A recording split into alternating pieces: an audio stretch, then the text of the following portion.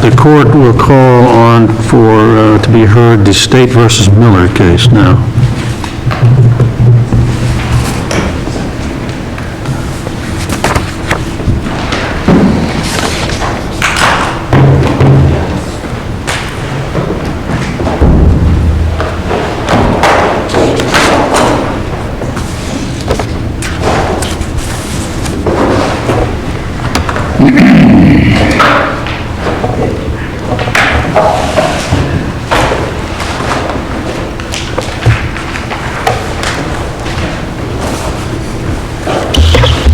Good morning. May it please the court, counsel. My name is Kelly Neal, and I'm here on behalf of the state of Florida. The state is appealing an order of the trial court which dismissed a criminal information charging the appellee, Joseph Miller, with 1 count of sexual battery in this case. It's our position that the trial court erred because there are 2 disputed factual issues here. The first one is consent, and the second one is whether this was done for a bona fide medical purpose. The facts of the case are the victim in this case called for an appointment. She had a pain in her arm. We've read the record, we're familiar with the facts. Would you suggest that this was a C4 motion which had been traversed? It's... The record unclear. In the case law, it's not real clear on whether the B or the C4. I mean, they both use the same standard. They both require... The trial judge treated it as a C4. Yes. And the state certainly filed paperwork to suggest that they considered it a C4. Correct. But it is unclear from the record, is it? Correct. Do you believe this court could conclude, after review of the record, that it was a C4 motion? I believe it could, yes. And either whether it's a C4 or a B, I mean, there's disputed factual issues which, under either standard, it has to be undisputed. And I think the state clearly, in its traverse and at the hearing, disputed the fact whether her consent was voluntarily and intelligently given. And seemed to focus in on some language out of a deposition where she indicated for purposes of the medical examination she consented. But it was also clear from the record that that the consent went to the extent that it was a legitimate medical examination, and that to the extent that other factors intervened suggesting something else was transpiring, either that consent was implicitly or actually withdrawn. Is that your point? Was it implicitly withdrawn, or was it just void ab initio? Either one, and that would be an issue for the jury to determine based on the facts of this case. So if the consent was granted under a false flag, that's a jury question that the state should be permitted to argue. Correct, because that's the third element in the jury instruction. Consent means intelligent, knowing, involuntary consent, and does not include coerced submission. And that's an element of the crime. So yes, it's our position that that's clearly a disputed issue in this case. So I would ask this court to remand back to the trial court for a trial in this case. You want to say some rebuttal time, Ms. Nealon? I think I'm good, thank you. All right, thank you.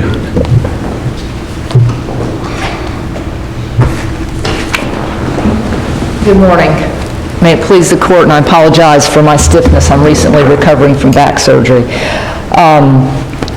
Denise Van Ness, I represent the appellee, Dr. Miller. I represented him in front of Judge Howard. I would agree with the point. It was originally filed as a B motion, given the deposition testimony of the victim. I did not anticipate that the state would refute that based on the way all of... Let me just ask you a hypothetical. Let me throw out a hypothetical. You've got a doctor, somebody who's holding himself out as a doctor, and he's not really a doctor. You know, you read about these cases in the paper where, you know, in fact, some of the comments are, he was the greatest doctor I'd ever been to. In fact, the doctor doesn't have a license. So a patient goes in, assuming that the person is a doctor, and allows the doctor to perform invasive physical examinations on him or her under the belief that this is a doctor, a real doctor. And of course, if asked whether he or she consented to those procedures, they would have said in the deposition, yes, I did. But doesn't that give rise to a jury issue as to whether or not it was a knowing and voluntary consent? I think it would under your fact pattern. I think the fact pattern of this case is uniquely different, and I would She admit, was a doctor, but, she went in complaining of shoulder pain, and the doctor performed an examination on her sex organ, right? well, yes and no. It started off with arm pain after hours. She had an opportunity to show up. She was actually in the office earlier that morning, called with the arm pain later in the afternoon, then came back, had her choice about when she wanted to come back, chose to come back after hours, signed a written consent. The exam under her arm was done first, disrobed, he left the room, he came back in. There were other issues regarding, she wanted to deliver the baby. She agreed and consensually allowed him to penetrate her vagina.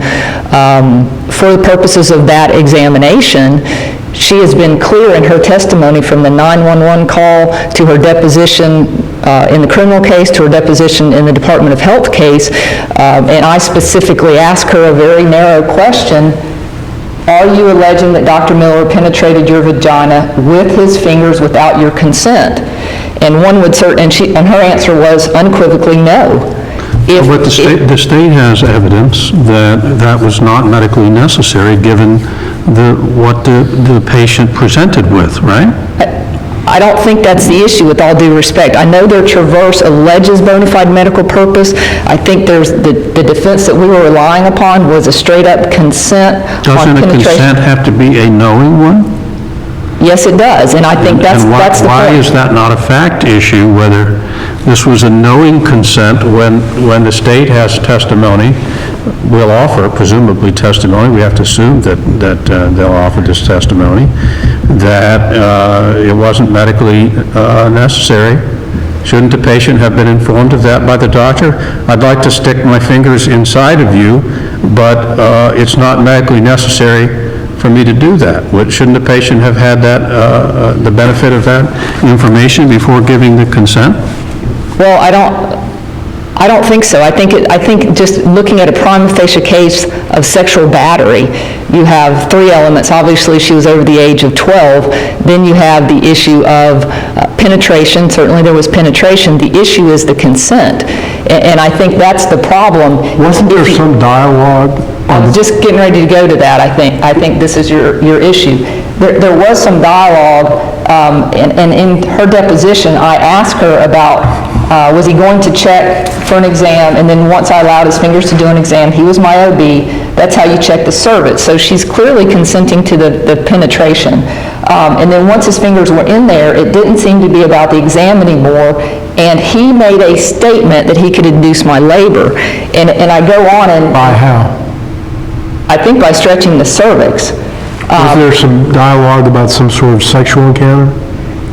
There was dialogue, but I think it was after the penetration. So this is the uniqueness of the case, when she said... Wouldn't question, would that go to his state of mind and potentially be admissible at time of trial on the issue of intent and on the issue of how consent was obtained and the purpose for which consent was obtained? Wouldn't that state of mind statement potentially, I'm not making an evidentiary ruling, but potentially be germane to all of the variables that were presented at the C4 motion? Not as to the charge of sexual battery. I think it's certainly, those statements go to other issues. I think it could go to the defense of a bona fide medical purpose, and I'd like to point out at this time, the state traversed the bona fide medical purpose. They could not and were not able to address or dispute the consent. And actually, the assistant state attorney, and it's in the record, the transcript, page 311, said, did the witness at the deposition say yes, that she consented? Yes, she did. That's Assistant State Attorney Brian Trey, acknowledging that the consent was there. Then he has another doctor, and interestingly enough, the traverse is not even based on the alleged victim's lack of consent. They could not dispute the consent issue. It goes back to the undisputed fact that she consented does not create a prima facie case of guilt against the defendant. It's a very narrow consent issue. If I go into my doctor complaining of a headache, and my doctor gives me a rectal exam, and, you know, I'm operating under the assumption that that's something that is medically necessary. I'm not a doctor. And then I give consent to that. And I later find out that, you know, this doctor didn't have any reason to do that medically. Isn't there a question of fact as to whether or not my initial consent, although I said I consented, I said it in a deposition, I did consent, I stated words of consent, isn't there a jury question about whether or not I did so knowingly? Under your set of facts, I would have to agree. I mean, how is the case, in this case, any different? If in that case, the state would prove the case by having an expert, another doctor, say that when a patient presents with this symptom, there is no legitimate medical reason to conduct this exam. And then the jury would have to decide whether my consent, although I gave consent, was a knowing one. I think the difficulty in this case is that the traverse that was filed is conclusory allegations that don't... Do that in a traverse, can't they? I mean, they could... Not my understanding of the law. You can't, under Dixon, the cases that I cited, Dixon, I actually supplemented the record. Dixon is 112 Southern 2nd 721. Rule 3.190D requires the state's traverse to deny with specificity the material fact alleged in the motion.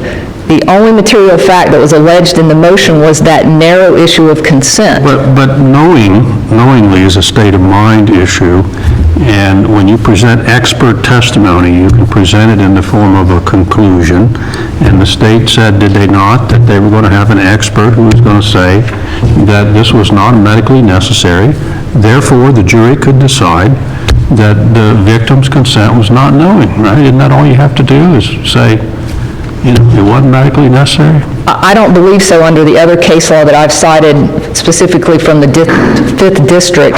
I think they have to specifically deny allegations of the motion. And if you look at the traverse, the only paragraph of the traverse that deals with the consent issue is paragraph 17. And it just merely cites the consent definition out of our jury instructions.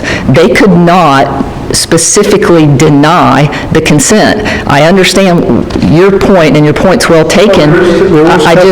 That's not what the record reflects. There was testimony or deposition that once he penetrated her, it seemed that something else was going on, or words to that effect, right? Correct, and her complaint was a statement that he was made, and our position all along has been, certainly was this a boundary violation in terms of his licensure issue, absolutely could have. There was a statement she made, well, he said he was going to check for an exam, and then once I allowed his fingers to do an exam, he was on my OB, that's how they check your cervix, and then once his fingers were in there, it didn't seem to be about the exam anymore, and he had made a statement that he could help induce my labor if I had sex with him. I think that's after the penetration. Afterwards, but in terms of once he was in there, it seemed to be about something else. But my recollection of her only complaint at that time was a statement made, not the act of penetration itself. I'm not saying to this court, nor would I, and I've said it to the trial court and to the state attorney's office, is there conduct surrounding this penetration that is probably criminal conduct, such as a misdemeanor battery? Absolutely. Is there conduct that probably violates, is a boundary violation in terms of licensing issue? Absolutely. Well, why would there be a misdemeanor battery if what you say is correct, that she consented as a matter of law? She consented because it's honing in on the way he's charged in the information. He's charged with penetration. It would not be a battery if she consented to it, right? I believe she consented, and the record is clear, and they have not specifically denied that he penetrated her vagina without her consent.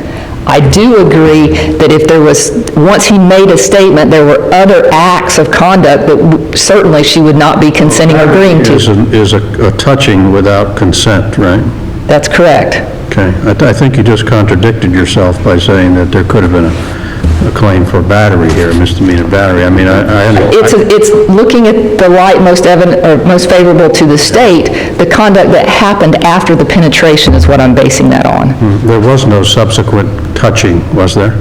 That's her allegation. There's a dispute of material fact as to that issue. That's what I'm saying, and maybe I'm not Would it phrasing be it. appropriate to charge him with sexual assault? Under the facts, let's assume that what she said is true and accurate, and the jury believes that. Wouldn't assault be the thing to charge him with? I don't know. I have not considered honestly the sexual assault elements in those allegations. I just don't think that the penetration is a disputed issue of fact, given the testimony and the fact that they've not specifically refuted it. The only other thing that I would point the court to is the cases of Heisel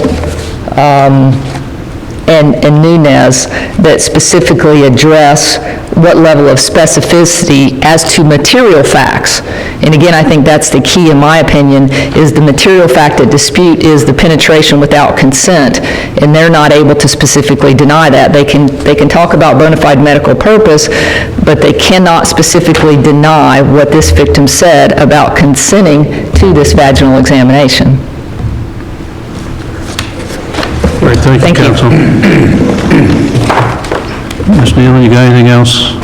If the court has no questions, then I'll... Anybody else wants? Okay, thank you, counsel. You all want to go on, or you want to take a break now? Ron? I'm good. Okay, Bob, all right, go on. Go on, next case. Okay.